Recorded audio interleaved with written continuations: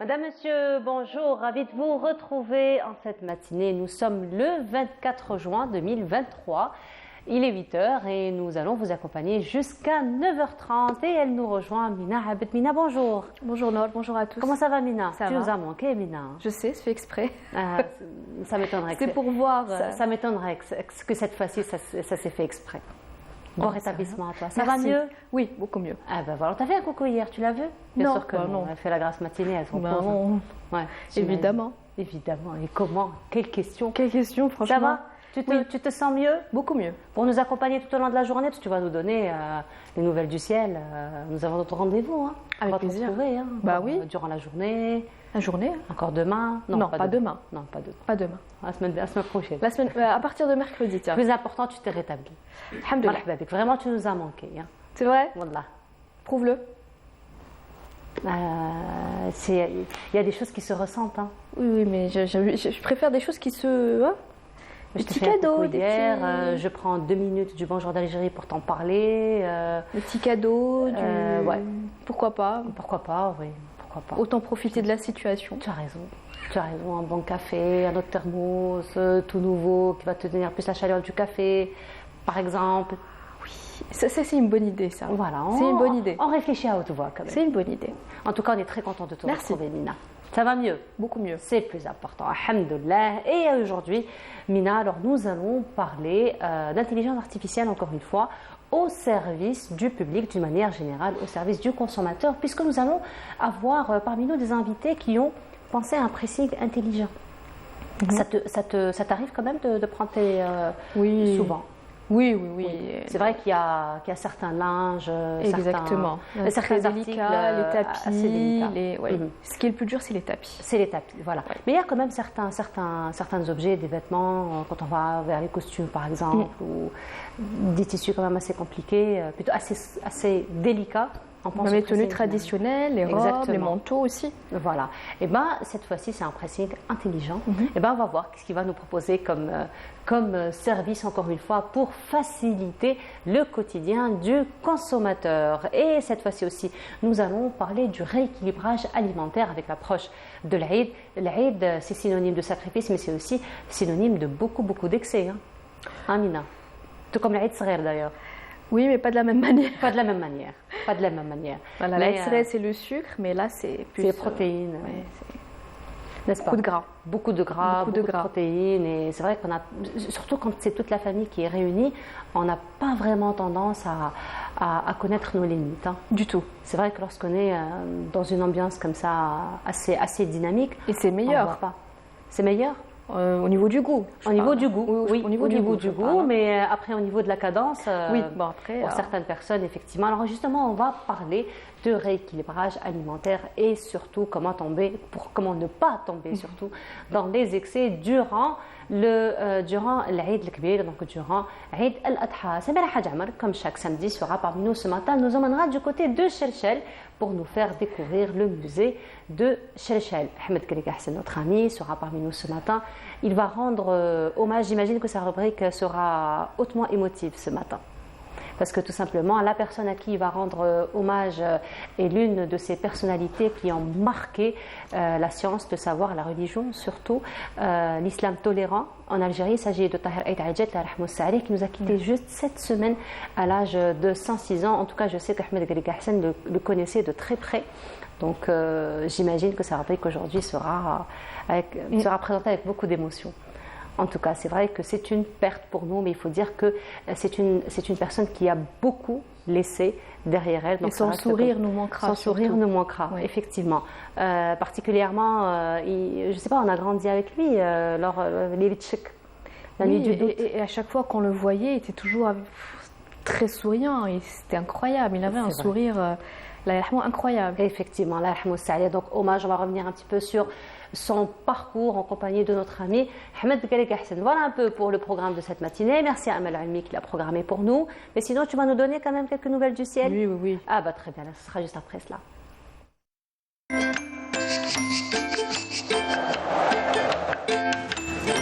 La météo vous est présentée par Mobilis. Mobilis, معا نصنع المستقبل. On va rester un petit peu dans le même temps que cette semaine, plutôt humide. Très humide. Très humide, Très humide, avec surtout beaucoup ce de matin. vent. C'est vrai qu'on Pas l'a beaucoup de ressenti vent, ce non. matin, l'humidité. Oui. Mais il a fait bon quand même durant la soirée. Il a Durant fait la plutôt nuit. bon. Ah oui, un petit air frais, c'était agréable. Il y avait quand même un air frais. C'était agréable. Voilà, est-ce que ça va continuer durant la journée ou on va Oui, encore ça va avoir continuer la l'humidité journée. durant la journée? Oui, ça va continuer. Quand Plus de même. détails? Plus de détails, oui. Oui, si Vas-y. tu veux. Oui, je veux bien. Surtout quand il s'agit d'humidité. Voilà, oui, surtout. Hein. Alors bonjour à tous, excellent réveil. Beaucoup d'humidité pour ce matin. Le taux d'humidité risque d'atteindre, même parfois de dépasser les 80% sur l'ensemble des régions côtières, avec un ciel dégagé tout au long de cette journée, à l'ouest, au centre, à l'est du pays, sur les régions intérieures, Eh bien, des cumuls vont se former à partir de cet après-midi vers l'ensemble des régions intérieures, avec possibilité de quelques faibles pluies en début de matinée, des pluies accompagnées parfois d'orages vers l'intérieur ouest. Sur la partie sud, quelques orages, quelques faibles pluies également vers l'extrême sud, le Gard et le Tassili, et puis un ciel dégagé sur le Nord-Sahara, le Sahara central ou encore les oasis. Les températures de cet après-midi, eh bien, on notera sur la moitié nord jusqu'à 38 degrés du côté de Rilizane, Chlef. On notera 36 degrés à Al-Bayad Naama, 37 degrés à Batna, 35 à Constantine, 33 degrés à Tizi Ouzou, 31 degrés à Alger, 41 degrés à Gardaya, Hassim Saoud, 40 degrés à Bachar, 40 également à Ilizi, 44 à Tindo, 45 à Adrar et enfin 46 degrés. Ce sera la maximale à Insalah. On passe tout de suite à l'état de la mer. Pour cet après-midi, eh bien, on notera une mer calme un peu agitée sur l'ensemble des régions côtières, avec des vents entre 20 et 40 km/h vers les côtes ouest, entre 30 et 50 km/h sur le centre et enfin entre 10 et 30 km/h vers les côtes est. On passe tout de suite à l'Asie pour cette journée. Beaucoup de pluie à Hong Kong, Manille, un ciel assez couvert à Tokyo. Côté température, on notera 33 degrés à Jakarta, 30 degrés à Singapour, 35 à Bangkok, 30 à Hong Kong et enfin 30 degrés à Tokyo. Encore une fois, excellente matinée et à tout à l'heure midi.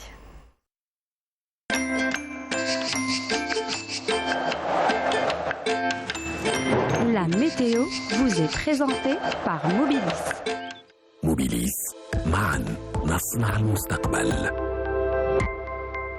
Des températures plutôt saisonnières, on sent plutôt Oui. l'été qui s'installe. Exactement. Par contre, c'est pas une journée de plage. Bon, 31 degrés. Bon, une mer un petit peu agitée quand même. agitée, Faut faire attention. même si on y va, il faut faire très attention. Il faut faire attention. De toute façon, même lorsque la mer est calme, il faut faire attention. Exactement. Dans tous les cas, on fait toujours très attention, mais surtout aujourd'hui. Oui. Merci beaucoup, Merci. Mina. Mina, on se retrouve tout à l'heure après Journal Télévisé du Avec midi. plaisir. Après celui de 19h. Tu tiens toujours à ton café de 9h30. De 9h30 de maintenant, tu veux dire. Moi, maintenant, je vais faire l'émission. Donc, Oui, je te bon. retrouverai à 9h30. Avec plaisir. Le plaisir est partagé.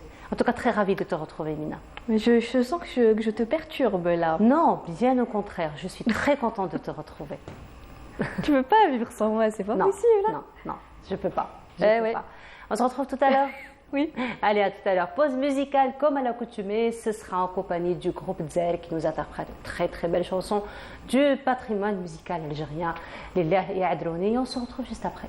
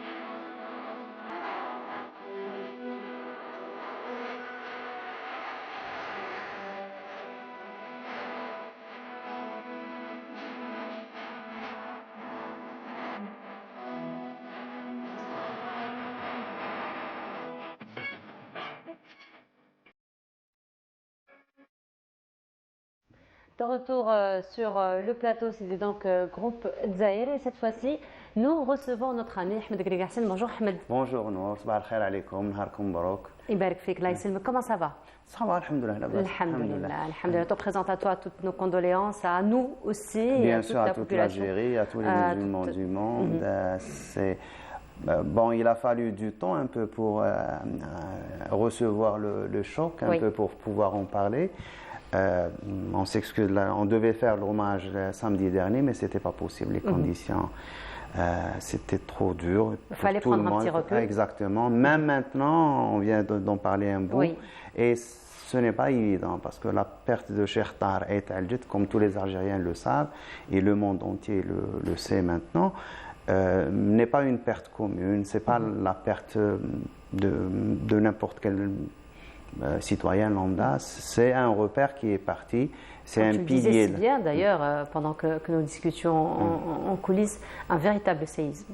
Exactement, c'est un séisme d'une magnitude terrible pour toute l'Algérie parce que c'est au moment de sa perte, comme me l'a dit, ça fait quelques jours, Ami Mqran, qui est un cousin à lui, disons-le comme ça.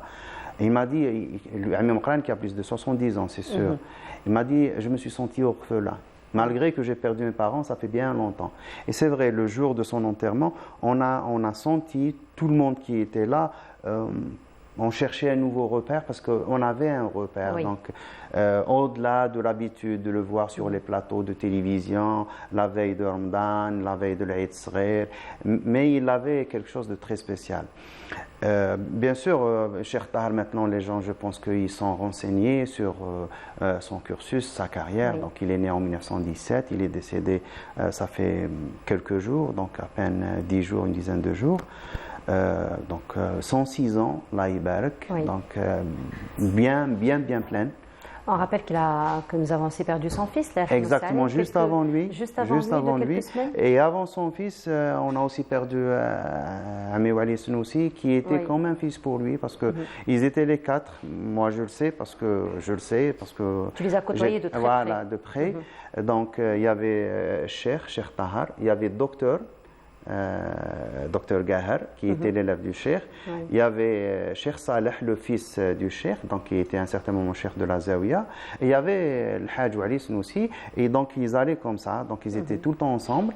Et on ne savait pas trop qu'est-ce qu'ils faisaient parce qu'ils partaient, donc ils avaient un projet, ou bien c'était une réconciliation, ou bien c'était la collecte d'argent pour une Zawiya, ou bien c'était une intervention auprès des autorités de quelconque niveau. Donc il faut dire que lui, il était très respecté par tout le monde, donc, y compris par les gens de toute la région, de tout Alger. Et des fois, donc, il se réveillait, la famille, enfin sa propre famille se réveillait le matin, il ne trouvait pas le cheikh à la maison parce qu'il y a des gens qui sont venus d'une wilaya quelconque, parce qu'ils ont un problème familial, parce qu'ils ont un problème de voisinage, ils viennent le voir, donc ils lui disent, voilà cheikh, on a tel et tel problème, est-ce que vous pouvez venir pour la réconciliation? Oui. Et il prend la voiture avec eux, il part avec eux. C'est vrai qu'il ne ménage aucun effort. Jamais, il n'a jamais dit, il ne sait pas dire le nom, le mot non, il ne le connaît pas, donc il ne l'a jamais prononcé. Donc, aussi, Cheikh Tahar, avec son décès, il nous a un peu réconciliés avec le concept vrai de Moudjahid, parce que ça fait longtemps qu'on n'en parle plus, on n'entend plus parler de Moudjahid à la télévision, même si on a toujours le journal, mais quand même, le djihad en Algérie, c'était quelque chose on le disait avec beaucoup de fierté. Donc, et lui, il nous a réconciliés, parce qu'il a été juge dans la région, juge de Qadi Shar'i de Mirouche. Oui. Il disait aussi avec fierté lui-même qu'il n'a jamais condamné des gens, même s'il méritait d'être condamné, il trouvait toujours une solution, un échappatoire. Donc, surtout si le gars qui a fait la faute, et parfois c'était des fautes très graves, parce que ça pouvait être conduire à la perte d'Algériens, ça pouvait être, c'était tout simplement de la trahison, mais il donnait toujours une deuxième chance, Il essayait toujours de comprendre finalement les conditions, voilà, ou les facteurs qui ont induit à l'erreur. Et donc, voilà, exactement, il donne une deuxième chance à la personne de se réconcilier avec sa patrie, avec sa société. Il y a on raconte plein d'anecdotes comme ça, mais il mérite... quand on voit Cheikh Tahar, c'est que quand on lit les livres d'hagiographie islamique, Kutub al-Manaqib, Tarajim, donc on voit la description de tel et tel alim, de tel et tel arif billah, donc on raconte comme ça des choses, et on se pose la question, est-ce qu'à une échelle humaine c'est possible? Est-ce que c'est vrai? Donc, on sait que Rasul sallam, qui est le summum de l'akhlaq, donc akhlaquhu al-Qur'an, comme le disait Ummuna Aïcha, kana khuluquhu al-Qur'an, mais quand on voit par exemple ce qu'on nous raconte dans le livre de la géographie, on se dit oui, mais ça, on ne peut pas l'atteindre. Mais ça, on le voyait avec Cheikh Tahar. Oui. Donc, on le voyait, donc il trouvait par exemple. Pour voir aussi la finesse, au-delà du savoir, il y a aussi beaucoup de finesse, beaucoup de tact et beaucoup de qaboul andallah, beaucoup de sagesse aussi divine. Il y a Cheikh Moussa Ismail qui raconte qu'une fois, il y a des gens qui sont venus le voir pour lui demander une fatwa parce que leur père était malade, il était atteint d'Alzheimer, il ne pouvait pas faire le ramadan, il ne pouvait pas jeûner. Donc ils sont partis le voir demander une fatwa. Est-ce qu'il payait le fidya ou pas? Donc, lui, il leur dit bon, l'Alzheimer, donc il a perdu la raison, donc donc il n'a rien à payer. Quand ils sont partis voir Cheikh Tahar, il leur a dit, vous savez, c'est votre père, et par respect à votre père, je préfère que vous disiez qu'il est malade et qu'on a espoir qu'il guérisse que de dire qu'il est fou. Payez le fidya parce que c'est par respect à votre père. Donc, on ressent un petit peu l'optimisme. Oui, exactement. Donc, même si on sait qu'aujourd'hui, l'Alzheimer est une maladie qui... Pour nous, oui, exactement. Pour l'instant, on n'a pas encore trouvé un remède à l'Alzheimer, mais finalement, ça met en valeur tout l'optimisme. Exactement. Une fois, il est parti avec... ça, c'est Hamid Snoussi qui me racontait ça. C'est mon ami qui est le fils de l'Hajj Snoussi. Donc, il est parti, il est parti avec Cheikh chez une famille pour une... Fatha. Donc il y avait un mariage, ils devaient faire le Fatha. Ils arrivent à la salle des fêtes et ils trouvent bien sûr tout le tintamarre, donc à l'électricité, etc., etc. Donc ça chantait partout. Et le Hajj, donc par respect au Cheikh, donc il était un peu gêné. Et puis le Cheikh le prend de la main, ne va pas leur dire quoi que ce soit sur la musique. Ils vont dire que Hamja Ushabuddin, ils vont nous faire, nous obliger à les suivre. Non, donc donc laisse-les. Donc là, une autre valeur encore, la tolérance. La tolérance. Donc il a plein d'histoires comme ça. Et puis bien sûr, il a enseigné. Il a consacré sa vie à l'enseignement depuis qu'il a été très jeune. Donc il a étudié relativement peu, donc il a appris le Coran. Il me racontait toujours, quand il parlait de ses chouyours, il parlait de Cheikh Saïd Lidjri. Il disait Cheikh Saïd Lidjri, et son cheikh lui disait, et c'est lui qui rapporte l'Arahmou, Cheikh Saïd Lidjri, il disait que tout Algérien qui sache lire au moins une lettre en arabe, il me doit quelque chose à moi. Parce que Cheikh Saïd Lidjri a été Cheikh al-Jama'a de son époque. Donc, il a eu plein d'élèves parce qu'il a consacré 50 ans de sa vie à l'enseignement. Donc, il y a eu beaucoup d'élèves qui ont étudié chez lui, qui sont devenus profs par la suite, qui ont enseigné partout. Donc tous les élèves, tous ceux qui savaient lire à un certain moment en Algérie, donc ils ont étudié ou bien chez lui ou bien chez l'un de ses élèves. Et donc c'est ce que disait Cheikh Tahar. Quand il donnait des témoignages, donc il a gardé toute sa raison, toute sa thèse. Donc sa tête, il vous parlait de faits qui datent de la Première Guerre mondiale, 14-18. Donc avec toute la lucidité. Il y a Cheikh Saleh, son fils, qui a écrit ses mémoires, Rihlat Qarn. Rihlat Qarn, c'est un titre qui a été donné par Cheikh Mohamed Saleh Siddiq, un autre sage, donc c'est vraiment un siècle de don de soi, un siècle de travail Quand il a eu sa retraite en 78, il aurait eu Cheikh Tahar, bien sûr, je parle de lui, quand il a pris sa retraite. Et là, c'est une photo qui a été prise le jour de la sortie, l'édition des mémoires. Donc, ça fait quelques années. Donc, ça, c'était à la Bibliothèque nationale. Donc, on voit que la salle était pleine, tout le monde était là. Ce qui était aussi bien, c'est qu'il était bien sûr adulé. Là où il partait, il y a tout le monde qui vient le voir, tout le monde qui... Mais il avait la tête très froide. Donc il recevait tout le monde avec son sourire, et il faisait des selfies avec les jeunes, il prenait des photos avec les vieux. Et puis il avait une mémoire incroyable. Je me souviens, on l'a reçu à l'Observatoire, donc il a donné une petite conférence selon sa condition de santé à l'époque. Donc il y avait tous les collègues qui étaient là, et à chaque fois qu'il me voyait, donc, et alors, comment va le Marsad? Il se rappelait. J'allais le voir, Cheikh Tchfalia, il dit الفالك وش راه الفالك وش راه المرصد. Donc chaque fois que et c'était le cas avec tout le monde. Donc même les petits dans le village, quand ils voient un petit, c'est quoi ton nom, tu es de quelle famille, et puis c'est bon. Et les petits, ils les appelaient Siflan. Donc même quand ils sont tout petits, c'est Siflan. Donc ça joue beaucoup, hein, bien sûr, sur la constitution la construction plutôt de la personnalité, la confiance en soi. Voilà. Il y a même ces mémoires qui ont été traduites par Sim Sourad Boujnoun. Donc il y a une édition en langue française. Donc pour ceux qui, qu'est-ce que j'allais dire? Une fois on est parti chez lui. Donc quand vous partez chez lui, il reçoit les gens. Et ben c'est lui qui fait le service. D'accord. Bien sûr. Donc il ramène. Même, on est parti, il avait plus de 90 ans. Oui. Donc il fait service, il ramène tout. Donc il va, il revient, il revient, il ramène tout. Et au moment de verser le café, qu'est-ce que tu veux prendre? Un café au lait? Donc, nous, on était gênés. Et puis il y a Hamid Snoussi qui me dit, dis Cheikh, demande-lui que tu fasses le service. Je dis, Cheikh, vous me laissez faire le service. Il me regarde comme ça, il dit, tu ne sais pas comment le faire. Tu ne sais pas le faire. C'était quoi le secret finalement? Il le fait parce que pour lui, c'est la sunna. Oui, d'accord. Et il le fait avec tout le monde. Et au moment de sortir de chez lui, donc il rapproche les chaussures des gens, à chacun, il interdit aux gens de partir. Il leur dit ne me demandez pas autre chose parce que c'est par humilité, donc c'est sa modestie, c'est sa façon à lui.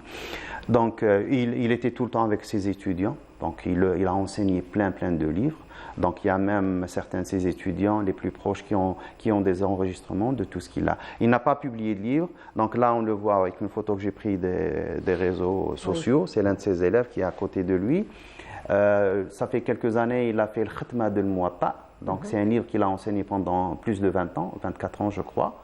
Donc, parce que dans les sciences islamiques, donc on prend un livre du début à la fin. Oui. Donc on ne va pas picorer. Oui. Donc il a enseigné le Muwatta, il a enseigné Tafsir, il a enseigné le Bukhari. Donc plein de livres qu'il a enseigné pendant toute sa vie. Et puis il était même il y a des gens de l'extérieur qui commençaient à venir le voir. Donc il lui demande l'ijaza parce que vu son âge avancé, donc il est devenu l'un des gens qui étaient les plus proches de la tradition du prophète sallallahu alayhi wa sallam. On dit qu'il avait l'isnad l'un des plus élevés au monde. Donc il y a des gens qui faisaient le voyage pour venir le voir et lui demander une ijaza. Donc parce que son cheikh il est décédé en 51, donc Cheikh Saïd Lidjri, donc entre 51 et 2023 c'est quand même... Ijaza c'est le diplôme, c'est ça? Ijaza en termes de traduction c'est licence. Licence. Voilà. Donc c'est donner à quelqu'un la licence, l'autorisation de s'inscrire dans la lignée de la tradition et de pouvoir parler au nom de cette tradition. Là on voit sa photo avec Cheikh Abou Abd Salam et Dr Sherif Gahar. Donc ils étaient dans toutes les inaugurations de Zawiya, les célébrations, les hommages, donc ils allaient, ils étaient vraiment, c'était de vrais shabab kun musta'id, des scouts de vrais.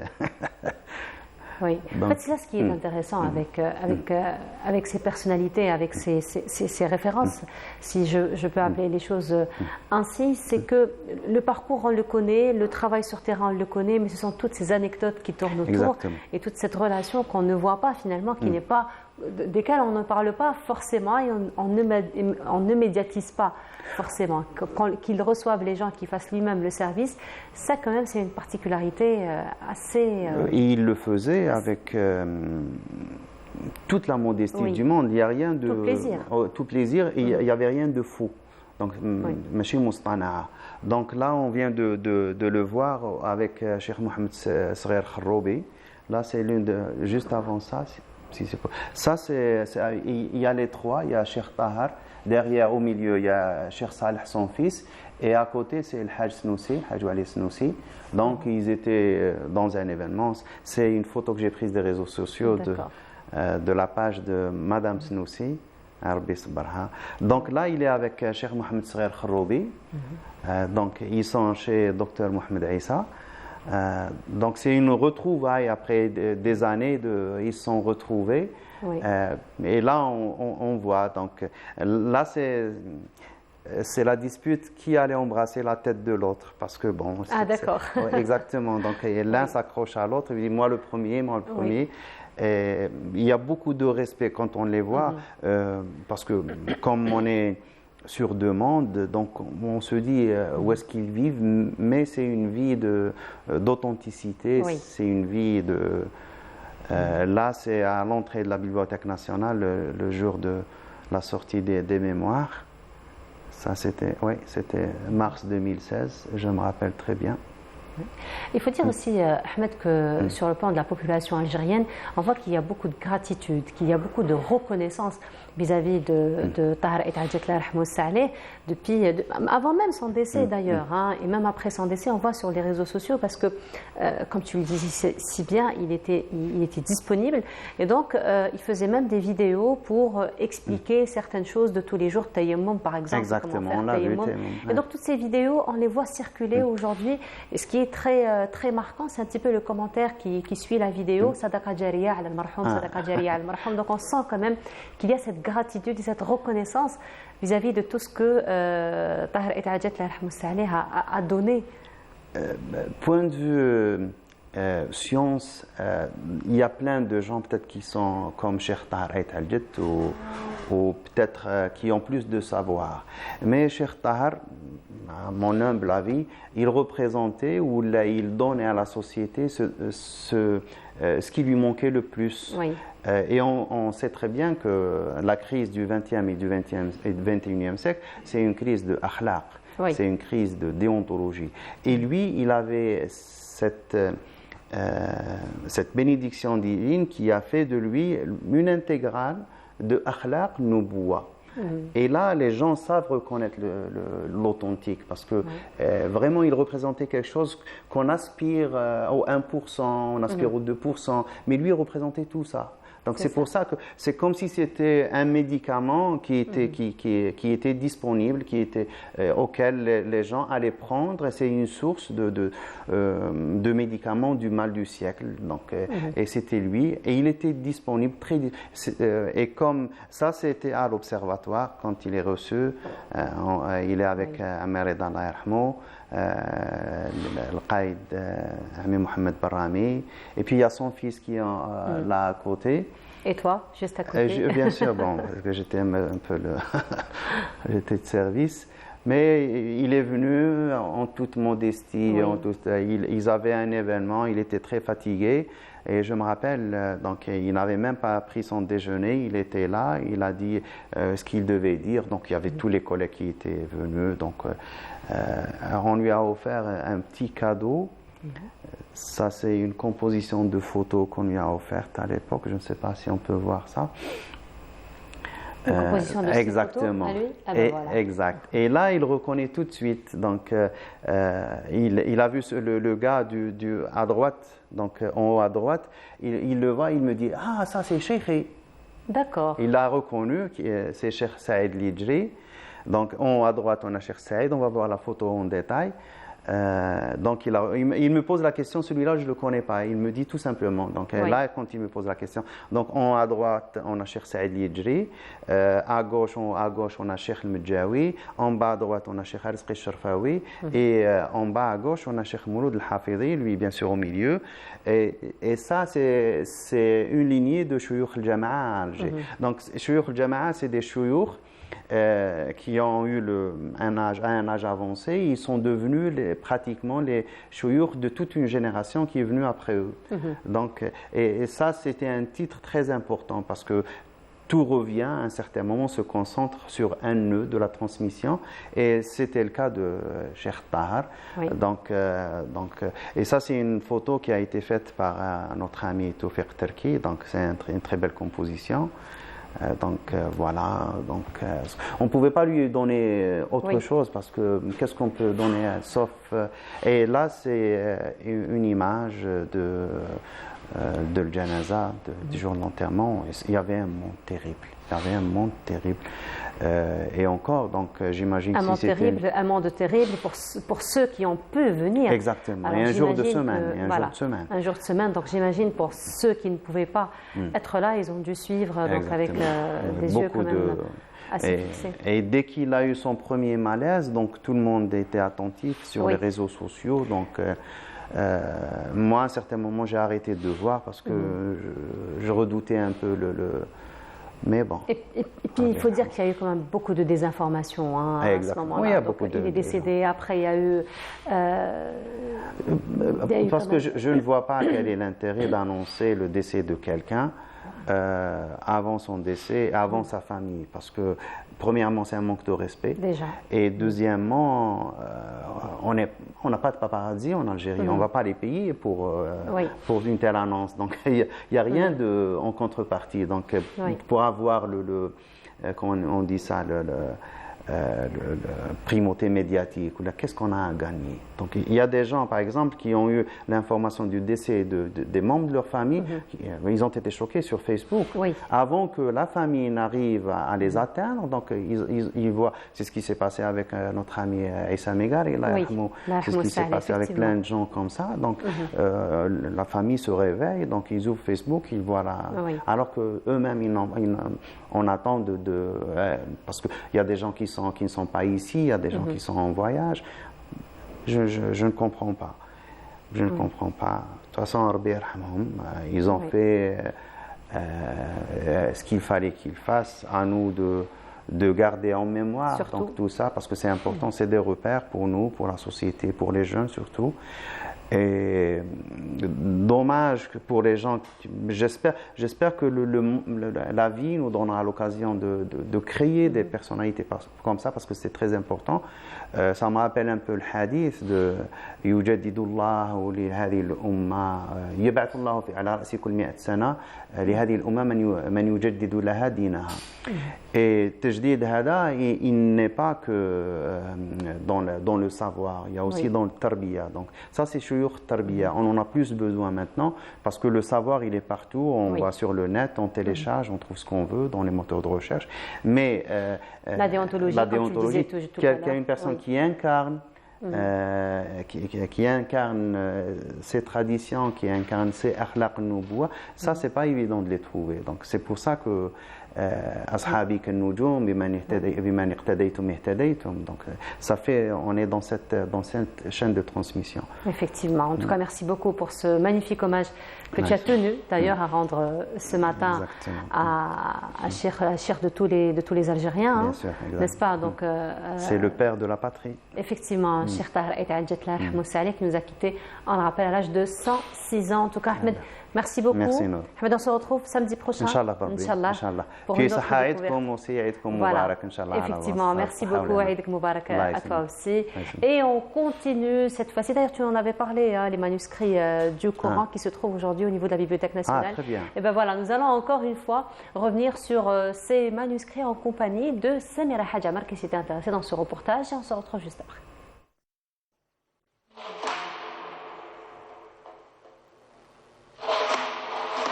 Des fragments, des parchemins, des manuscrits, rares, précieux, sont jalousement gardés à la Bibliothèque nationale d'Algérie.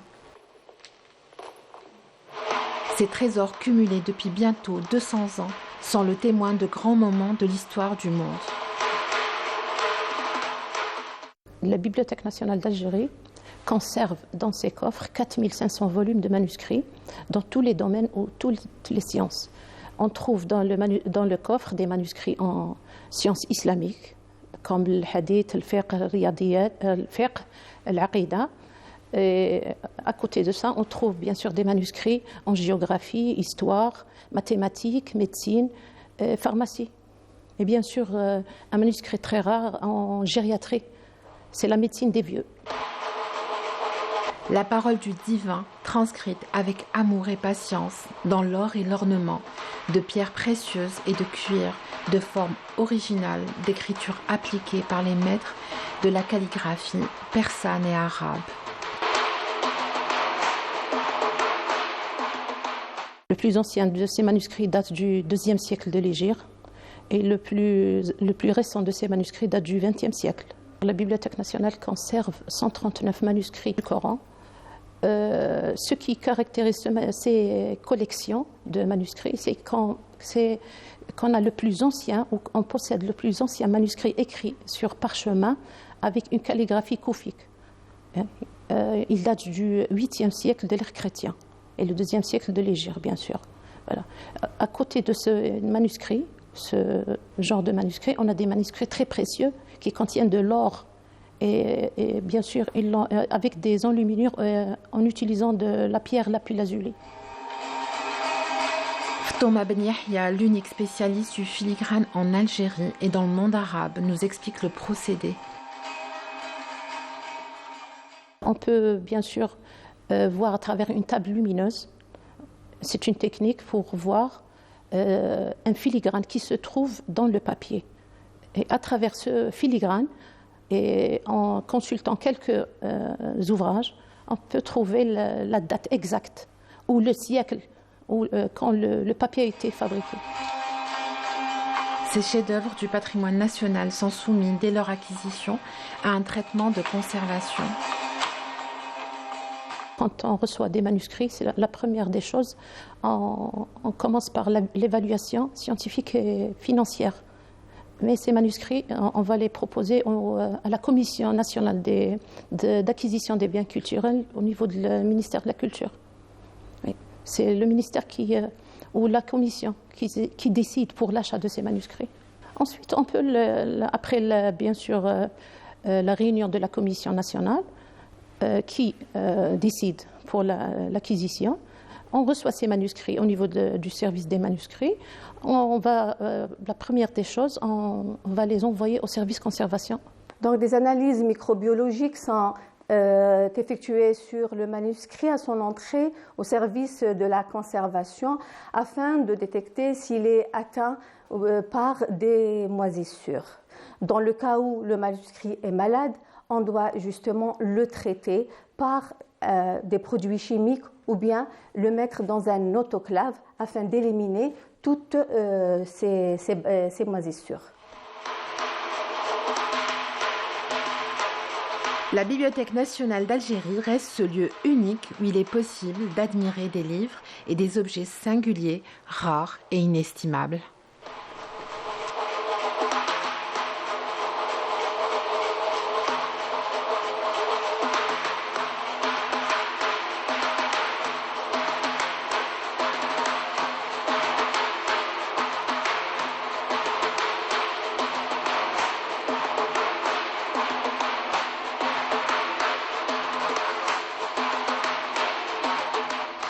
Voilà, c'était donc les manuscrits du Coran conservés au niveau de la Bibliothèque nationale. Et à présent, nous allons nous intéresser à l'intelligence artificielle au service donc, du consommateur, au bien-être du consommateur et particulièrement son utilisation dans les pressings puisqu'il y a eu un développement donc, au niveau de ce service. Nous en parlons ce matin en compagnie de M. Samir Debahi. Bonjour, bienvenue à vous. Merci à vous. Merci pour l'invitation. Alors, vous êtes gérant d'un pressing. Un pressing intelligent. Un pressing intelligent et justement nous avons parmi nous celui qui a développé justement ce service. Il s'agit de Bilal Hashmi. Bilal, bonjour. Bonjour. Vous êtes senior développeur. Exactement. Merci. Alors, un pressing intelligent, un pressing, on sait ce que c'est. Alors, on sait très bien qu'on va prendre nos articles, on le donne au pressing, il va nous les rendre tout comme neuf. Oui. Voilà. Donc, le principe, on le connaît. Qu'est-ce qu'il y a d'intelligent dans cette nouvelle idée? Voilà. D'habitude, on connaît quand on prend nos articles chez le pressing. Voilà. Oui. Maintenant, non. Maintenant, le client, il est roi. Voilà. Il y a une application ou un site.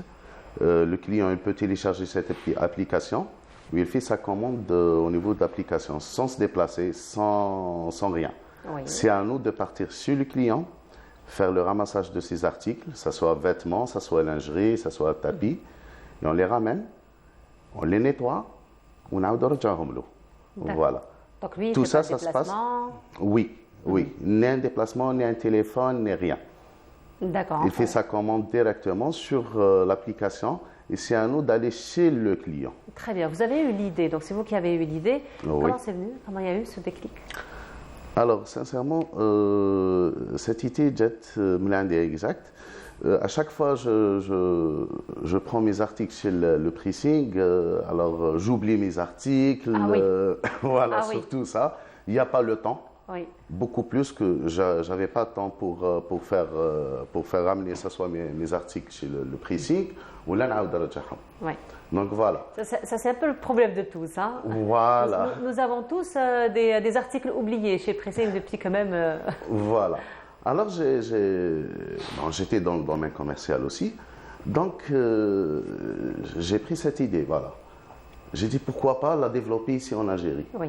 Déjà, pour être fier de mon pays aussi, c'est une première application intelligente d'un pressing intelligent. Et ça existe même pas dans les pays développés. Voilà, c'est une première en Algérie. Même les pays développés, ils n'ont pas ça. Quelques pays développés. Et on est fiers. Il y a de quoi. Oui. Il y a de quoi l'être. Alors Bilal, c'est vous qui avez développé un petit peu cette application. Oui. Nous sommes en train de voir quelques images qui défilent. Pourriez peut-être nous expliquer comment ça se passe? Oui, pour l'application, il y a le client qui va télécharger l'application et tout. Puis il va. Le téléchargement, il est gratuit, payant? Il est gratuit. Il est gratuit. Il va télécharger l'application. Après, il va sélectionner le type de prestation. Donc, il y a plusieurs types de prestations dans l'application. Quel genre de type, par exemple, de prestation? C'est soit lavage ou bien le repassage, la teinture aussi. Très bien. Voilà. D'accord. Donc, le service qu'on a l'habitude de trouver au niveau du prix. Exactement. Au niveau des. Très bien. Après, il va sélectionner la catégorie et les articles qu'il veut les laver et tout. Dès qu'il fait la commande passe chez le service client, chez DS Pressing. Ils vont valider et puis ils le contactent. Après, il passe chez le client. Pour faire la récupération des articles. C'est la partie de DS Pressing. Voilà, alors justement, au niveau de la gestion de l'application elle-même, alors il faut dire que parfois, il nous faut tout un programme pour se déplacer au niveau du pressing. Mais là, donc, c'est le pressing qui va vers le client. Donc, automatiquement, j'imagine que les demandes sont en augmentation. Donc, exactement. Beaucoup de demandes jour après jour, n'est-ce pas? Alors, comment se fait la gestion de toutes ces demandes? Parce que le client, lui, il est roi, il est exigeant aussi. Bien sûr, il vous demande le service aujourd'hui, il a bien envie d'être servi aujourd'hui. Mais il oublie qu'il n'est pas le seul, finalement, à demander ce service. Alors, comment on peut gérer tout ce flux, si j'ose dire, de demandes? C'est par le premier arrivé, premier servi. C'est tout. Non, il y a une procédure à charger. Par exemple, dans les vêtements, c'est 36 heures. Ça nous prend 36 heures. Tout ce qui est vêtements. 36 heures, c'est-à-dire 36 heures pour le lavage et repassage des vêtements. Oui. Ça nous prend 36 heures. On prend les articles aujourd'hui. Dans 36 heures, le client il sera livré. Oui. Et pour tout ce qui est linge, c'est à 48 heures à 72 heures. Linge de maison? Oui, c'est comme les rideaux, les tapis. Non, tout ce qui est rideaux, tout ce qui est couette, couverture, très bien. Donc, linge de drap, maison. voilà. Linge de maison. Voilà. Et tout ce qui est tapis, c'est 5 jours. D'accord. Voilà, donc même dans l'application, c'est mentionné. Voilà. Et le client, il a aussi le service, le ramassage et la livraison, il est totalement gratuit par le client. Donc le client, il paye que le lavage et le repassage, c'est tout. Que le service, que la prestation. Que la prestation. D'accord. Voilà. Et ça va, c'est rentable pour vous tout ça? Oui, alhamdoulilah. Ah ben, alhamdoulilah, très bien. C'est très bien. Hein. C'est très bien. Donc vraiment, ça encourage un petit peu à aller vers cette prestation. Donc finalement, la livraison est gratuite. Ah oui. Alors pourquoi aller vers une gratuité de la livraison? Pardon, j'ai pas compris. Pourquoi vous avez choisi que la livraison soit gratuite? Voilà, c'est de un, c'est pour séparer les deux choses. Donc, c'est un service complet. C'est un service complet. Pourquoi on a choisi d'aller chez le client? Donc, on assume toute notre responsabilité. Oui. Donc, on a choisi d'aller chez le client et de faire les ramassages et les livraisons. Donc, le client, il a le droit de payer juste la prestation. La prestation. Le ramassage et la livraison, c'est offert par l'entreprise. Exactement. Voilà. Et donc, il y a des demandes? Oui. Ça marche comment en ce moment? Ça marche très très bien. Très très bien. Vous avez lancé ça depuis quand? C'est un nouveau bébé. Oui. Il a pratiquement une année. Ah, ça va quand même. Oui. Voilà. À une année quand même, il y a même des bébés à une année qui marchent, qui commencent quand même à marcher, n'est-ce pas? Oui.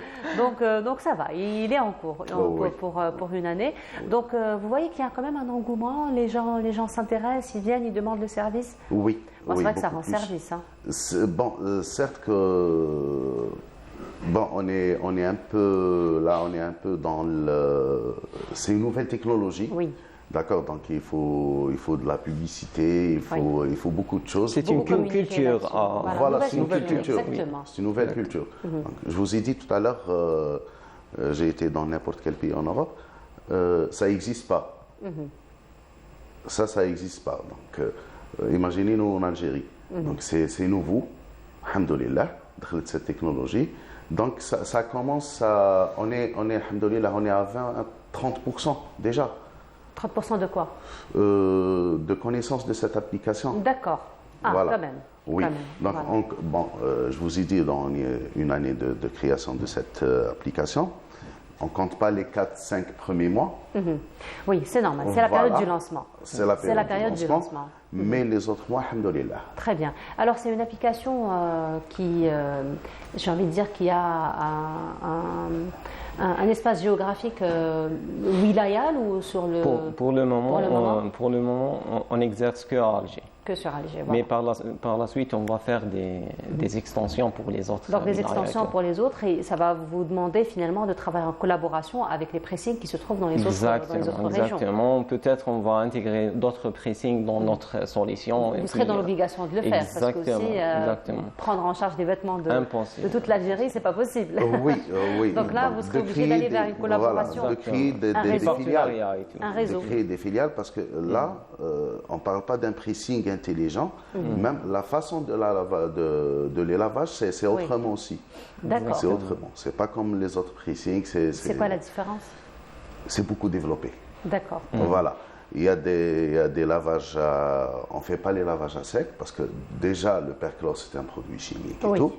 Donc on fait les lavages à vapeur, on fait les lavages d'autres manières, donc on ne peut pas faire de la publicité aussi. Oui, voilà, bah oui, ça c'est votre secret. Mais c'est vraiment développé. Voilà. C'est vraiment développé. Alors, donc, le travail avec les autres, j'ai envie de dire, vous commencez quand même à réfléchir à faire cette extension. Les autres pressings à travers les wilayas, ils s'ouvrent quand même à cette proposition? Pour le moment, on n'a pas commencé. On veut bien maîtriser déjà. Déjà, on existe sur Alger Blida, Tipaza, Boumerda. On parle sur le centre d'Alger, c'est pas Alger. Voilà, donc là, on parle d'une bonne partie de l'Algérois. Voilà, une bonne partie de l'Algérois, oui. On existe dans Blida, Alger, Boumerda, c'est Tipaza. Le centre. Eh bien, très bien. On vous souhaite, Inch'Allah, une plus grande extension. N'est-ce pas?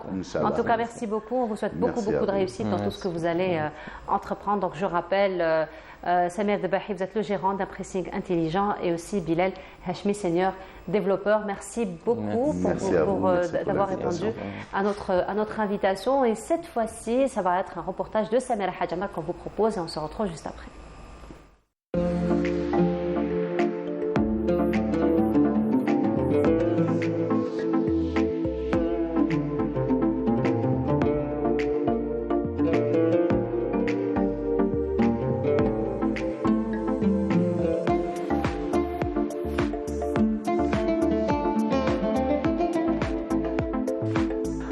cœur a des yeux qui te regardent.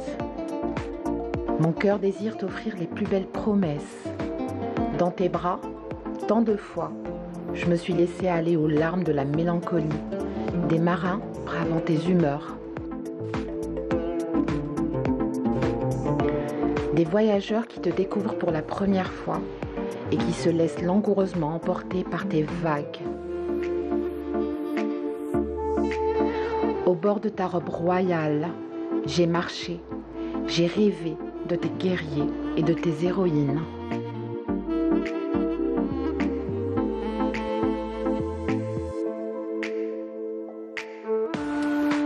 Ton odeur s'est inscrite dans mon inconscient, de tes légendes, celles d'Hercule, aux rois qui ont navigué longtemps, croyant te conquérir. Et finalement, tombé prisonnier de tes murmures. Aux saisons qui défilent comme ton zéphyr, le long de tes rives, j'ai chuchoté ton nom, Méditerranée. Mère de toutes les mers du monde, bassin creusé au cœur de la terre bénie par tous les seigneurs de ton histoire.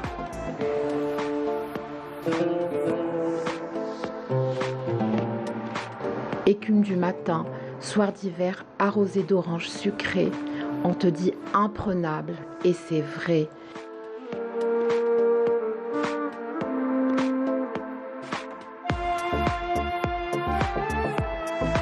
On dit que les femmes, là-haut sur les terrasses de ta vieille Médina, parlent de toi, t'évoquent les nuits de Bokala. Entre les lignes, elles louent Dieu pour l'amour, avec la même force de ton ressac, un matin d'hiver, avec la même patience qu'un oiseau, attendant tranquillement son repas du jour.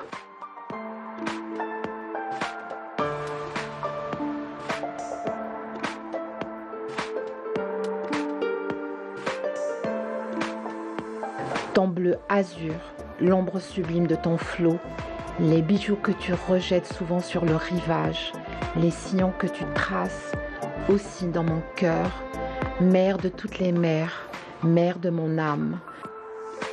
Raison ou passion sont vouées à s'incliner face à tes courbes majestueuses.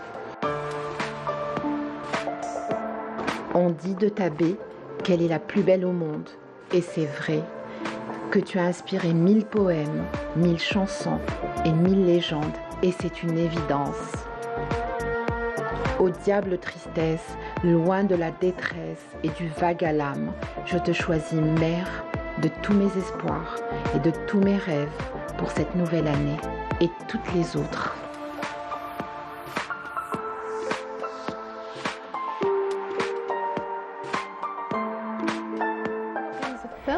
De retour sur le plateau et elle est déjà parmi nous, Samira Hadj Amar. Samira, bonjour. Bonjour Nour. Comment ça va, Samira? Très bien, ravie de te retrouver. Plaisir partagé. Plaisir partagé. Tu vas nous emmener quelque part? Oui, comme il y a une centaine de kilomètres d'Alger. Oui. C'est si loin que ça? Oui. Ah, d'accord. Tipaza est à 70 km, Cherchel un peu plus loin.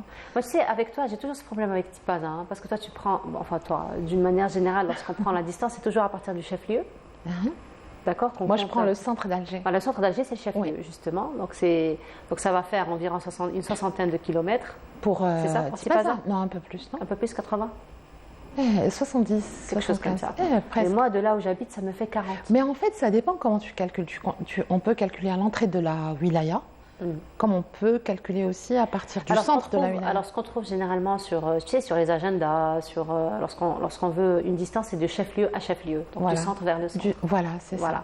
Mais de là où moi j'habite à l'entrée, ça fait à peine 40 km. Alors quand tu dis 100 km, ça paraît loin. Oui, à l'ouest d'Alger. Alors que je fais ça à peine en 30 minutes, 45 minutes de route. Parce que la route est très agréable. Elle est agréable, je suis d'accord avec toi. Très, très agréable, puisque c'est le littoral. Oui.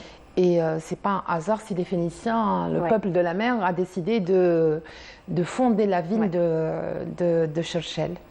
Et pas que Cherchel d'ailleurs. Donc ils s'installent toujours tout le long des, on va dire, des abords des rivages. Donc Cherchel, tu sais d'où ça vient, le nom Cherchel? Tu vas nous dire. D'abord, ça s'appelait Yol. Je te laisse le soin de le dire. Ça s'appelait Yol, voilà, l'île du dieu Yol. Ça, c'est du temps des Phéniciens. Ensuite, le fondateur de la Césarée de Mauritanie qui est Cherchel, Juba II l'a nommé ainsi, donc Césaria, voilà. Et donc c'est une cité millénaire, il y a des traces préhistoriques qui ont été retrouvées par hasard ou au cours des fouilles.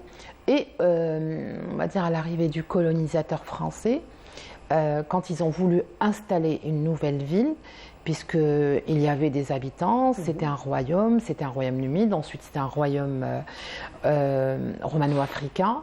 Ils ont voulu installer ce qu'ils ont appelé, entre guillemets, de la modernité. Donc ils ont creusé, je t'en prie, à tes souhaits. Merci beaucoup. Inch'Allah, ils vont se réaliser. Inch'Allah. Les miens aussi d'ailleurs.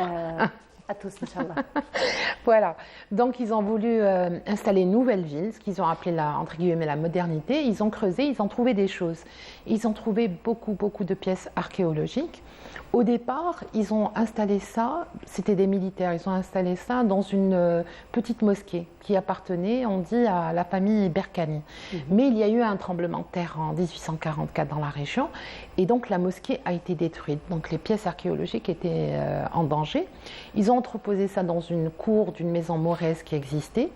Mauresque parce que les Andalous ont fait un passage par Cherchel, donc il y a eu un bâti mauresque.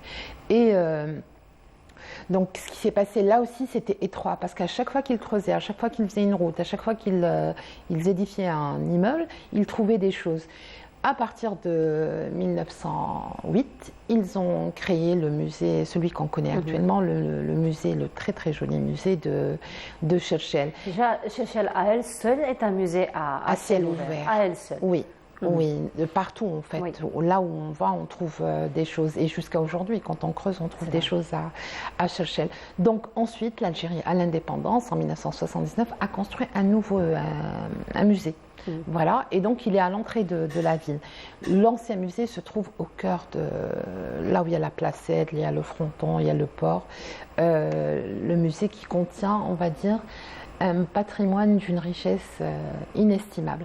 Donc il faut savoir qu'entre-temps, quand les colonisateurs français faisaient des trouvailles, la moitié, ça partait au Louvre à Paris. Voilà, et l'autre moitié venait ici au musée des Antiquités, au Télémy, pas très loin du siège de la télévision. Donc, quand il y a eu ce musée, ils ont plus ou moins installé des choses. C'est très beau. Le musée, je ne sais pas si on voit les images qui défilent. C'est un très beau musée. La disposition, les objets exposés, les pièces exposées, les sculptures, tout ce qu'il y a là-bas, c'est fait d'une manière très professionnelle, on va dire, muséale. Voilà, il y a une scénographie muséale. Donc, il y a plusieurs périodes. Ça va de la préhistoire, du début de l'histoire de l'humanité, jusqu'à l'époque islamique ottomane. Voilà, on peut trouver plusieurs espaces, stations historiques et galeries. On trouve des collections de bijoux, des monnaies, on trouve des sculptures, des bustes des têtes et des bustes de divinités romaines, aussi grecques. On trouve, en fait, c'est des témoins de toute l'histoire ou les stations historiques qu'a connues la région et par extension l'Algérie. Voilà, qui sont exposés au musée, je crois que c'est Juba, j'arrive pas à voir, c'est Juba II. Voilà, donc on trouve tout ça. Et on trouve aussi une très jolie collection de mosaïques. Il y en a à peu près une quarantaine, il y a tout un espace qui est aménagé pour ça. C'est des décorations, donc la mosaïque c'est... ornementation, on va dire. Pardon ? Ornementation. Oui, voilà. En fait, on va dire les bourgeois, entre guillemets, les riches, les notables romains qui étaient installés à Cherchel avaient ce souci de décorer richement leur villa et ils mettaient des mosaïques. Alors, c'est des mosaïques en général florales pour les décorations, pour les motifs de la décoration. C'était soit floral, soit géométrique, soit les deux. Mais toujours, quand on regarde, donc il y a toujours des personnages. J'ai donné celle de Bacchus, tu connais la légende de Bacchus? Non, je ne connais pas. D'accord, Bacchus c'est le fils c'est Dionysos pour les Grecs, c'est le fils de Jupiter, donc le dieu Jupiter qui est Zeus. Et donc Zeus aimait beaucoup la mère de Dionysos, et pour le punir, Héra a tué sa mère et lui donc a pris le Dionysos qui avait, je pense, 6 mois dans le ventre de sa mère et il l'a greffé sur sa cuisse. C'est pour ça qu'on dit la cuisse de Jupiter. C'est un peu péjoratif, mais l'expression vient de là. Donc, il a survécu grâce à ce qu'il a fait. Voilà. Dionysos est très connu. D'ailleurs, pourquoi j'en parle? Parce que à Sétif, il y a, je crois, l'une des plus grandes mosaïques qui représente Dionysos de retour des Andes. C'est le triomphe de Bacchus, donc Dionysos. Et ça prend à peu près toute la surface du musée de Sétif. Et pourquoi elle est unique? Parce que c'est la seule qui est représentée, où la girafe est représentée. C'est Dionysos qu'on voit. Voilà. Et donc, il y a des mosaïques, il y en a une quarantaine. Pour revenir au musée de Churchill, c'est très passionnant parce qu'on découvre en fait des scènes de vie du quotidien, de l'agriculture, des animaux de la région ou des animaux tels que le pont, des oiseaux. Et tout ça, c'est très beau. C'est depuis des centaines d'années, voire des milliers. Et c'est toujours visible. On peut les voir là-bas. Voilà. Il est unique parce qu'il n'en existe pas un autre. Bon, il y a le musée des Antiquités, il n'est pas pareil à celui de Churchill, peut-être par sa position stratégique et parce qu'il y a les belles ombres. Oui. Oui. Les arbres qui ornent la placette et tout autour. Il y a aussi un jardin, le jardin du musée. Et il faut savoir qu'on peut s'inscrire pour les enfants. Il y a eu beaucoup d'activités pour le mois du patrimoine qui était du 18 avril au 18 mai. D'ateliers pour les enfants, mais on peut le faire tout au long quand les enfants n'ont pas cours. On peut, je crois, c'est le mardi après-midi et le samedi après-midi. C'est ça, les jours où... voilà, c'est ça. C'est ça. On rappelle que ce sont des ateliers qui sont en concordance avec la vocation du musée lui-même, parce qu'on leur apprend à faire de la mosaïque, par exemple. De la mosaïque, de la poterie, de la céramique. Et c'est une chose que, à peu de choses près, tous les musées d'Algérie pratiquent. Donc ça va du Bardo, même le musée maritime. Les antiquités le font. C'est gratuit. On peut inscrire juste et informer donc les services du musée. Et c'est une très belle chose parce que ça met en contact les enfants avec l'espace muséal, avec leur histoire, avec l'histoire du pays, avec des objets d'art et surtout apprendre à les regarder, les protéger, les conserver. Parce que ce qui est intéressant, c'est que pendant l'atelier, il n'y a pas que le travail lui-même, mais il y a quand même un préambule qui se fait par les animateurs au niveau du musée, où ils expliquent d'abord l'histoire, la technique. Donc il y a quand même une culture générale autour de l'activité du musée qui est ancrée. C'est ce qui est très intéressant. Et qui peut-être suscite des vocations. Oui. On ne sait pas. Pourquoi pas? En tant qu'artiste, parce que ça reste de l'art. Et peut-être archéologue ou préhistorien de l'art, je ne sais pas. Peut-être. Historien. Tu as fait l'atelier, c'est ça? T'as emmené Annie. Plusieurs fois d'ailleurs. Voilà. Et donc, lui qui est passionné d'archéologie, il fallait qu'il fasse un tour au musée du Bardo. Oui, le musée du Bardo. Voilà. Très joli, très bel espace. Donc voilà. Les mosaïques aussi racontent les légendes de la mythologie. Oui. Voilà, il y en a beaucoup. Elles sont passionnantes. Voilà, le musée de Churchill a été classé patrimoine national en 1981 et il est devenu musée national public en 2009. Qu'est-ce qu'on peut rajouter? Il faut aller le visiter, c'est l'été. Il y a la mer tout à côté. Il y a plein de plages d'ailleurs d'Alger à Churchill. Et ce qui serait intéressant, c'est d'accompagner ça d'une visite au musée de Churchill. Qu'est-ce qu'on peut rajouter? C'est 200 dinars de khlag, c'est gratuit pour les enfants. Voilà, c'est gratuit pour les enfants. Et puis il n'y a pas que le musée lui-même, il y a aussi le jardin. Oui, le jardin là on peut trouver d'autres objets aussi qu'on peut découvrir. Et pas très loin, avant d'arriver à Churchill, il y a Tipaza, c'est les ruines romaines. Il y en a tout autour, il y en a tout au long du chemin. Il y a le tombeau de la chrétienne.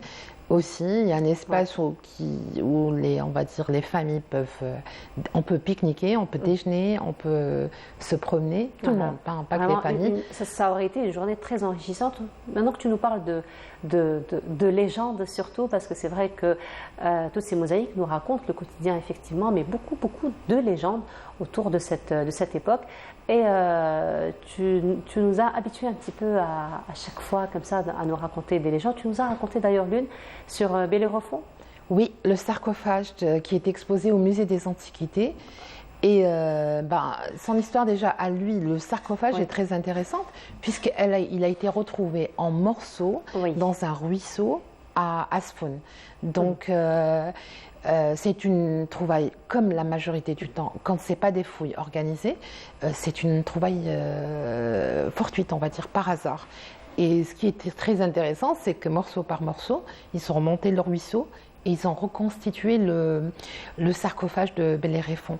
Il est exposé au musée des Antiquités et dessus, il y a Bellérophon. Toute son histoire est transcrite sur le sarcophage et même son voyage sur Pégase et son aventure contre ses batailles, les guerres qu'il a menées contre, par exemple, les Amazones, la chimère. Voilà, c'est très très beau. Et tu nous avais d'ailleurs raconté toute cette histoire dans un beau reportage que tu avais réalisé. Oui, que tu nous avais déjà présenté et qu'on va revoir aujourd'hui parce que nous sommes dans le monde des légendes. On va voir ce reportage et on se retrouve juste après. Dans la cité de Corinthe, en 1260 avant notre ère, vivait Bellérophon, fils de Glaucos, roi de Corinthe et petit-fils de Sisyphe. Bellérophon, qui signifie tueur de Belléros, s'appelait à l'origine Hipponos. Parce qu'il l'a tué, Bellérophon fut banni de Corinthe et alla trouver asile en Argos, auprès du roi Protéos. Mais la femme de celui-ci tomba en amour pour le jeune homme. Bellérophon refusa ses avances et la reine éconduite alla se plaindre à son mari, qui la crut, mais n'osa pas tuer son hôte. Il envoya Bellérophon en Lycie, chez son beau-père, Iobatès, porteur d'une lettre scellée, dans laquelle il lui demanda la mise à mort de celui qui avait importuné sa fille. Sur sa route, Bellérophon réussit à apprivoiser Pégase, le cheval ailé. Un exploit, puisque le cheval est né du sang qui a coulé du corps de la Méduse. Et cette victoire, Bellérophon la doit à la bride donnée par Athéna. Quand Bellérophon arriva en Lycie, le roi Xanthos le reçut avec honneur pendant 9 jours et sacrifia 9 bœufs. Cependant, le roi de Lycie, pour répondre à la requête de son gendre, Protéos, demanda à Bellérophon de tuer l'indomptable chimère, qu'il tua, puis de combattre les Solimes, qu'il vaincut, et pour finir, les Amazones viriles, qu'il tua également. Le héros de toutes ces manigances fascina le roi Iobatès, qui lui donna sa fille et la moitié de son royaume. Cependant, et après tous ces exploits, Bellérophon se prit pour un dieu. Alors, il décida de s'envoler sur Pégase vers l'Olympe. Irrité par son excès d'orgueil, le roi de l'Olympe envoya un frelon piquer le cheval. Affligé par la douleur, Pégase fit une chute terrible. Bellérophon fut blessé gravement et on dit qu'il erra dans la solitude et mourut dans le désespoir. Ce mythe est gravé sur un sarcophage que vous pouvez voir au Musée national des Antiquités d'Alger. Voilà, c'était la légende donc, de Bellérophon. Oui. Il est très joli. Hein. Le sarcophage. Oui. Très joli. Très, il y a eu un travail quand même très minutieux pour recouper un petit peu tous les morceaux et reconstituer le puzzle par la suite. Oui, toute l'histoire, toute l'épopée de Bellérophon. Et il faut savoir qu'à Cherchell, au musée de Cherchell, il y a aussi donc une collection de sarcophages. En fait, il y a des milliers d'objets et bon, pas tous sont exposés, mais il y en a beaucoup, hein, vraiment, à découvrir aussi. Peut-être rappeler aussi que Cherchell enfin, tous ces objets, toutes ces pièces, toutes ces mosaïques, tout ça raconte l'histoire de Churchill. Et l'histoire de Churchill est très ancienne, mais jusqu'à nos jours, c'est une ville qui est très aimée, qui est très visitée. Il y a beaucoup de tourisme, c'est un endroit très agréable. Agréable même dans la ville. C'est-à-dire quand on y va, il y a de petits cafés dans les ruelles. Les ruelles, il y a une casbah. Il y a une casbah et elle est très très bien agencée. C'est très très. Churchill est construite en montagne. Il faut savoir qu'à la base, quand les Phéniciens sont arrivés, ils ont construit le port un peu plus loin. Et la ville, c'était 400 hectares. C'était pas beaucoup. C'est par la suite qu'elle a pris de l'extension. Mais rappelez aussi que quand les Phéniciens sont arrivés, il y avait les habitants, les locaux, il y avait les autochtones. Et les autochtones se sont adaptés aussi à l'arrivée, pas seulement des Phéniciens, mais de toutes les civilisations qui ont suivi. Parfois ça allait, parfois ça n'allait pas. Parfois ils cohabitaient, parfois ils se battaient. Mais ils ont construit. Donc il y a une superposition de civilisations qui existe. Et la ville, donc, c'est une ville qui est... Ce qui fait la richesse d'ailleurs de son histoire. De son histoire, parce qu'on voit tout ça en objets d'ailleurs archéologiques qui sont exposés. Toute cette superposition justement de ces civilisations, on les voit dans le musée et puis même dans les ruelles. Oui, et puis c'était le royaume... c'est le royaume numide, qui allait de l'ouest de l'est à l'ouest. Il allait jusqu'à la Tunisie. Donc, et jusqu'à l'extrême ouest d'ailleurs. Donc c'était un royaume et c'est toute une histoire. La capitale c'était Cirta. Je ne sais pas comment dire, c'est un patrimoine d'une importance pas que pour l'Algérie, pour l'histoire du monde. De l'humanité. De l'humanité, exactement. Et ça raconte tout ce qui se passait à cette époque. Et la ville existe, donc elle a été fondée au VIe siècle avant notre ère. Avant Jésus-Christ, mais c'est avant notre ère. Voilà, donc une histoire ancrée et il y a des vestiges donc, de la préhistoire qui ont été retrouvés. C'est aussi Churchill, moi je l'aime beaucoup, je suis même très fan, c'est la ville de Assia Djebar. Oui. Assia Djebar, écrivaine connue mondialement. Et c'est la première cinéaste, c'est la première qui a fait un film, femme algérienne qui en a fait, et elle l'a fait sur les femmes du monde chinois. Oui. Voilà, donc elle a raconté des traditions par le chant et par aussi les danses, enfin tout ça.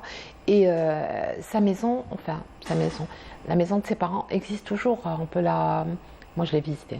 Enfin, il ne reste pas grand-chose, il reste un mur. Et ce mur est traversé par un aqueduc romain. D'accord. Oui, donc même dans l'encasement, on peut trouver peut-être des constructions, un bâti très spécial, donc avec des pierres de taille et des pierres romaines, en fait, quelque chose qui appartenait à l'ancien. Voilà. On rappelle aussi que du moment que tu parles de Assia Djebar, qui a le prix de littérature, Assia Djebar, organisé tous les 2 ans. Organisé tous les 2 ans, il est organisé en arabe, en français, en tamazight, voilà. Et c'est bien, ça montre toute la richesse de la littérature. Assia Djebar le mérite et tant d'autres aussi le méritent. Très prolifique en matière de littérature, il faut le dire. Voilà. Donc, alors tu parlais justement de l'aqueduc qui traverse un petit peu la Casbah. Il faut dire un aussi ancien aqueduc. Voilà, un ancien aqueduc. Il faut dire aussi qu'à l'époque, il y a eu quand même du génie en matière d'infrastructure. Il y a eu du génie, mais il y a eu les méfaits de la colonisation. Parce que la colonisation, comme pour Alger, comme beaucoup de villes, Cana, pas très loin, la Casbah d'Alger, parfois, en voulant construire une nouvelle ville, on détruit. Mais ça, c'est une question qui arrive dans toutes les civilisations. Celui qui arrive, il essaie de détruire, de construire dessus. Après, ça reste un patrimoine algérien, même si c'est un patrimoine de la colonisation qui a été construit pendant la colonisation, c'est un patrimoine algérien. Et donc, sur l'ancien, il y a du moderne. C'est une composition très intéressante d'architecture. Churchill, elle tend les bras à la mer, c'est ouvert. Quand on y va,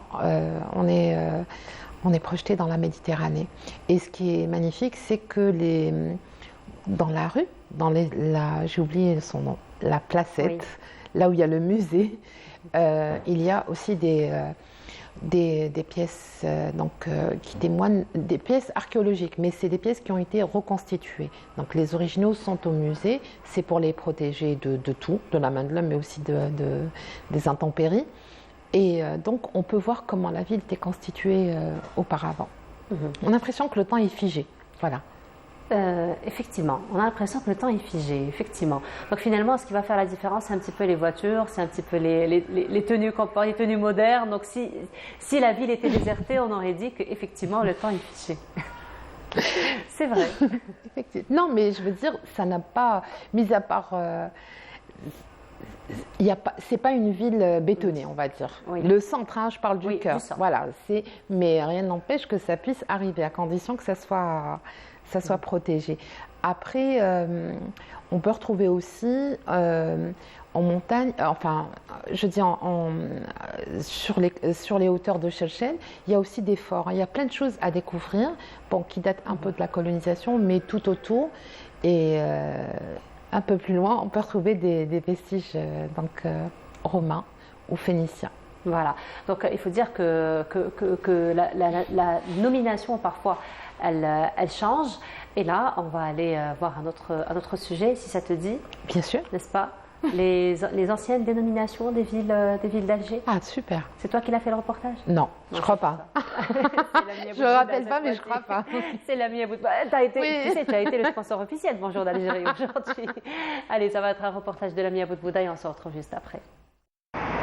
L'odonymie est une science qui étudie les appellations de lieux.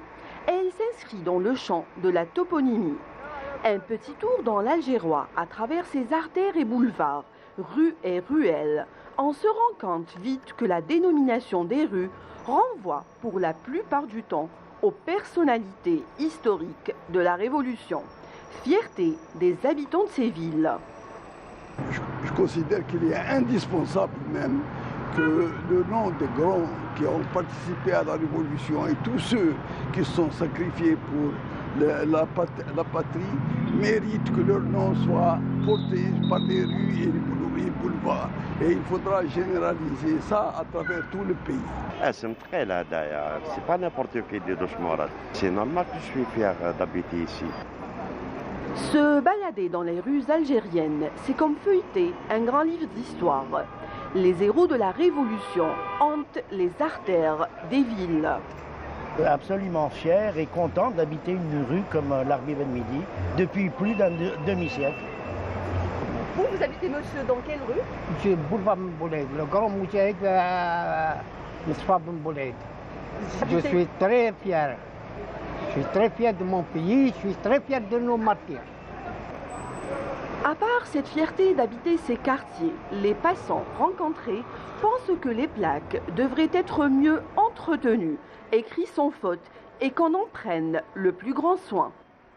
هاد لي بلاك هادوما نورمالمون ينقوهم نورمالمون ينفضوهم نورمالمون يديروهم يبانوا الانسان باش كيكون في بلاصه يعرف روحو وين راهو فهمتي يعرف روحو وين راهو يجيبوا لي ينظف يجيبوا يعيطوا لي انا نجي نقيها واش فيها ما فيها والو هذه تاع بلادي سي تري امبورطون في لاكاسبا في كل حومه كاين شهيد بصح كاين حوايج ثانيك سي دي ديفو تاع الناس هادو يحط لك لا ريو دبح شريف شكون هو دبح شريف سي ان مجاهد اللي مات بوندون لا غير d'Algérie قال الشهيد دباح شريف.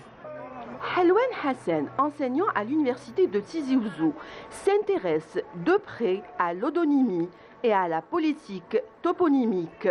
Il nous éclaire un peu plus sur ce sujet. Faire un panneau à travers une petite plaque, on doit savoir qui est la personne, qui elle est, ce qu'elle a fait, ce qu'elle est pour nous. Pourquoi avons-nous besoin de la glorifier ainsi, de la signaler, de retenir son nom, de graver son nom sur le marbre, comme on dit. Mais, donc ces raisons-là, je disais à chaque fois qu'il y a un panneau, il doit être suffisamment lisible, suffisamment clair. Les noms des lieux font partie intégrante de notre patrimoine historique et culturel, mais constituent également des paramètres essentiels de notre mémoire collective. C'est vrai, nous avons fait une révolution grandiose qui fait que nous sommes ce que nous sommes aujourd'hui, mais au-delà, avant et après, il y a encore une vie. Il y a une vie après tout cela, et cette vie, elle est culturelle, elle est... je vous disais, j'aimerais bien, moi, quelque part, en allant du côté, je ne sais pas moi, du côté de Ouerguela, ou plutôt, trouver le Hajj Mohamed Anqa, par exemple. On parlait tout à l'heure de Gilal et Aïn Tadles. trouver un Mamri, trouver Yassine un peu partout, pas seulement dans son lieu de naissance. Il a une statue Mamri et une statue à Atiani, mais ce n'est pas seulement là qu'il doit être. Et donner ainsi à nos enfants, à la future génération, l'occasion de connaître ceux qui nous ont précédés, sur tous les plans, dans le domaine culturel, dans le domaine social. Nous avons des savants, nous avons une richesse formidable. Les toponymes sont une source très importante de la conservation de la mémoire des peuples. De véritables chantiers devraient être engagés dans ce sens.